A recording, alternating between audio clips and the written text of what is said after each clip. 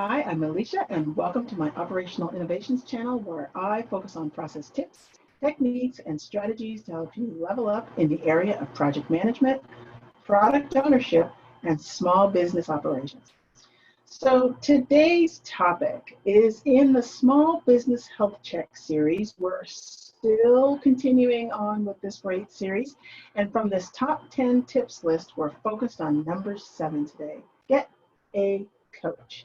Now I'm excited to be back. I have to tell you, I took a little bit of a break to downsize and to right size.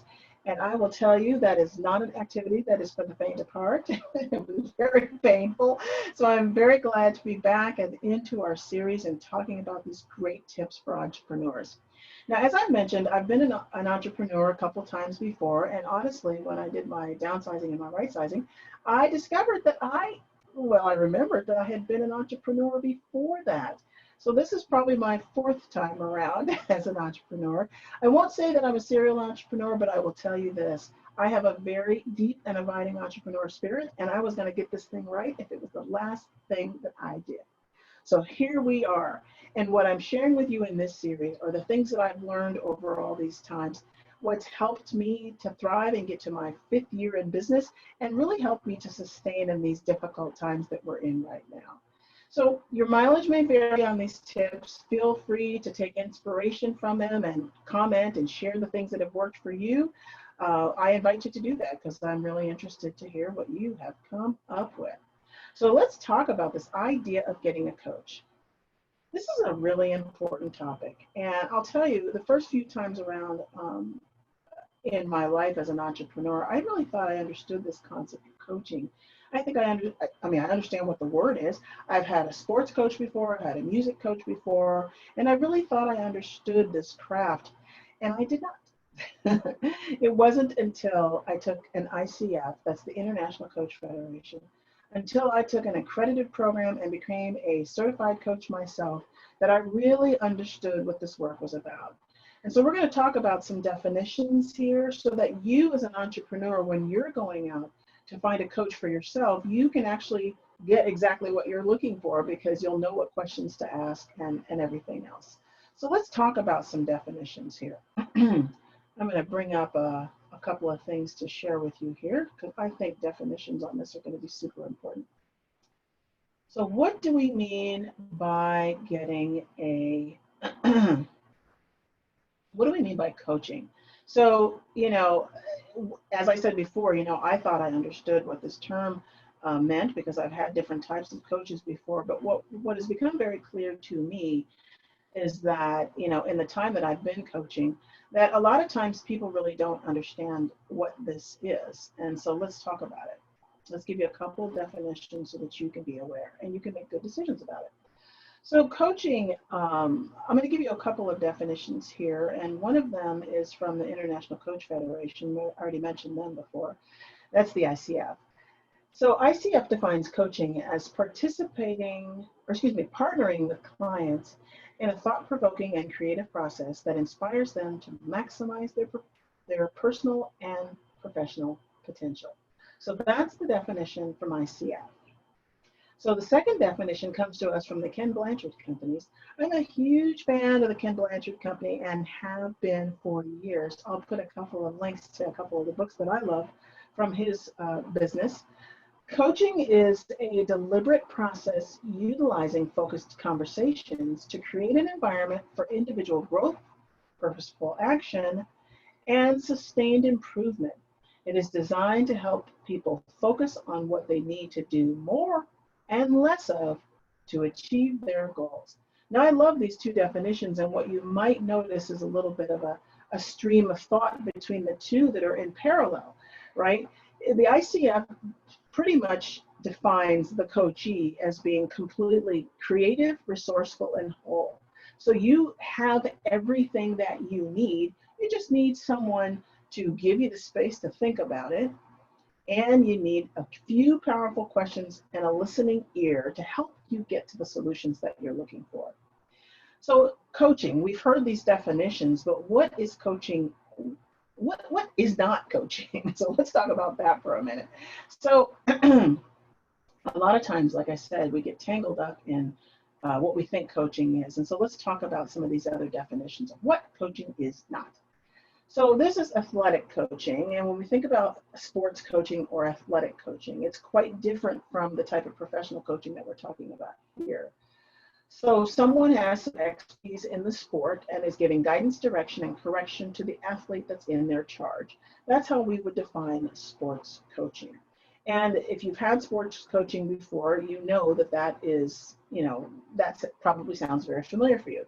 When we think about mentoring, I'm going to talk about these kind of across from each other because mentoring and sports coaching kind of seem very similar to me in that the person that's doing the mentoring has some domain knowledge and expertise, and they're helping the person that's coming to them and giving them guidance and giving them tips and giving them direction. It's very similar, mentoring and sports coaching, to me in that way. And so it's important to know that these two are not coaching. I'm going to put a link below in the comments to a 5-minute video that's an expert example of a 5-minute coaching session. Now, a 5-minute coaching session, that's some pretty advanced skills. We have to do this. Most coaching sessions are about an hour long, but it gives you an idea of what coaching is and what it's not. And so it's a really great video. I'll link that down below. So we also have therapy here, and therapy is in our upper right-hand corner. Therapy is what we see, if you've had therapy, you understand what this service is about. One of the things that I'll say distinguishes coaching from therapy is that, coaching is very future focused. And it's pretty much taking you from where you are today and moving you forward. If you dip into the past even slightly, it's really just a dip. It's not really to excavate or to really dig out or explore anything in any depth in terms of the past. It's really future focused, and we'll talk a bit more about that.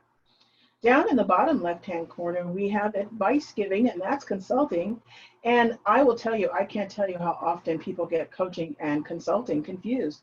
I'm an Agile coach, and a lot of times when people bring me in, whether it's IT departments or software development, they believe that they're asking for an Agile coach, but what they're looking for is consulting. And when you bring coaching, they're like, what is this? You know what I mean? So I am actually very clear in my statements of work and in my conversations with my client that I will be bringing a tool belt and a series of skills to the table, and it includes some consulting, mostly coaching, mentoring.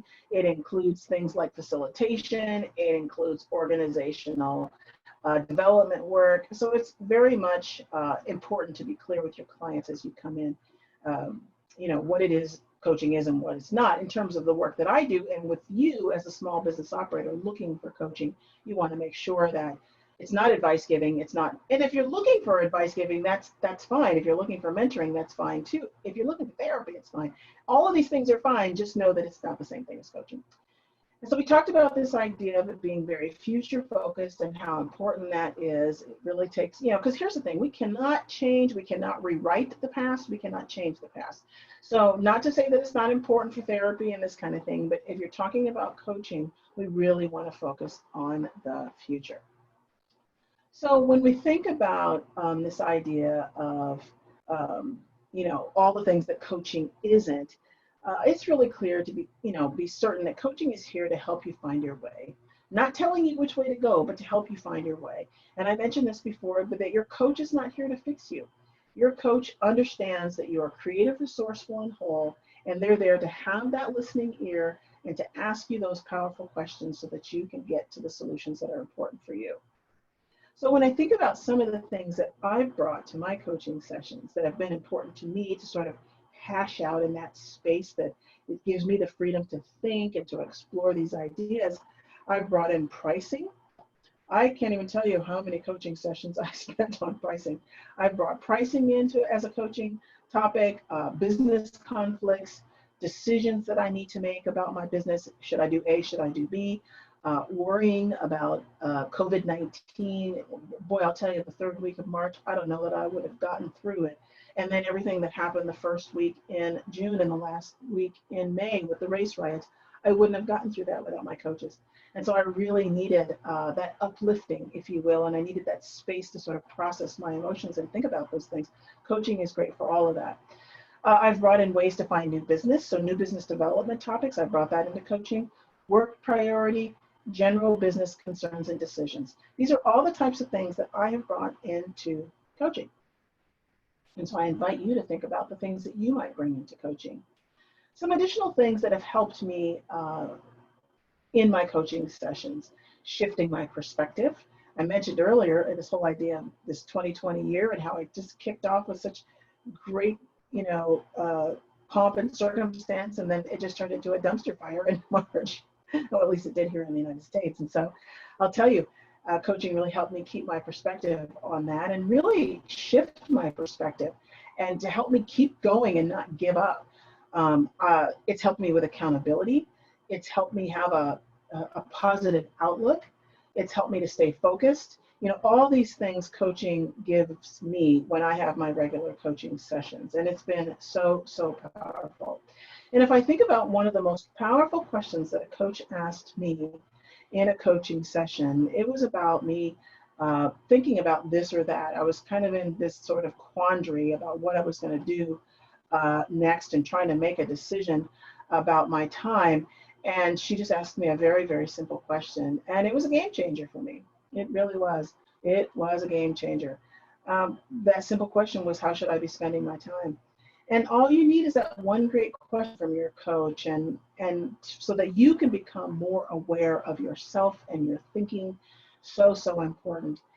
Don't get tangled up in the maze of all the things that are coming at you as an entrepreneur. If you have a coach, then you have a space on the regular to not get tangled up in the maze of all the pieces and all the things that are going on. Sometimes there's just so many options that can feel overwhelming. Sometimes you feel like you don't know which direction to turn in. And here's the thing, as a small business operator, you don't have anybody to bounce any ideas off of. So that's what coaching helps you to do. You have that space to think about these things. And finally, I mentioned this before, if you have any issue with focus, which I can't imagine as a small business operator that you do not, if you have any challenge with focus, coaching can really, really help with that. And so these are just the things that I've found over the years that I've had coaching. And I would say that in the 5 years I've been in business, I've really solidly had coaching in the last 3 years of that. And it has made a huge difference in my ability to thrive and continue in my business. When I think about the things that coaching helps you to do, I mentioned this before, but this idea of increasing your awareness about your thinking, about your perspective. It helps you to start to look at yourself and your limits and your boundaries and your values, what motivates you.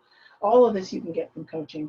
I'll put a couple of links below to some instruments that you can use to help self-assess yourself in the area, like a Myers-Briggs and a DISC assessment. These things can be so helpful to help you just get a sense of who you are. And so that, because you're the engine behind your business. And so you really want to have that insight into those types of things so that you can be your best in your business. You want to be clear about these things. You want to be crystal clear.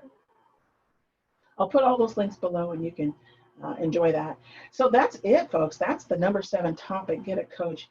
Share your insights and your inputs down in the comments. If you've got some things that you'd like to share about the things that have worked for you or a coach that you've loved working with, especially as you look at these videos and you see what coaching is and what it's not, you might even look at them and say, well, gee, maybe I thought I had a coach, but I didn't.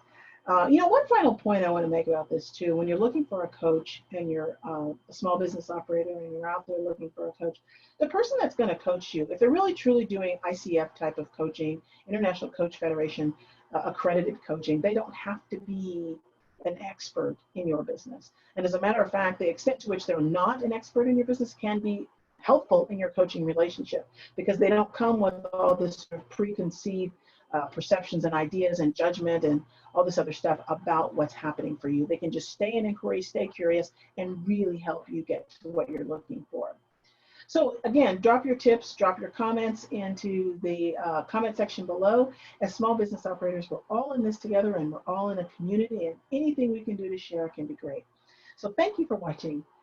Please stay tuned for our next drill down video in my top 10 tips series, the Small Business Health Check. It is number 8, Barter Like a Boss. I've got my perspective on that, and I've got an interview with my sister-in-law, who I believe barters like a serious boss. She's the queen of barter. So yeah, check out that video.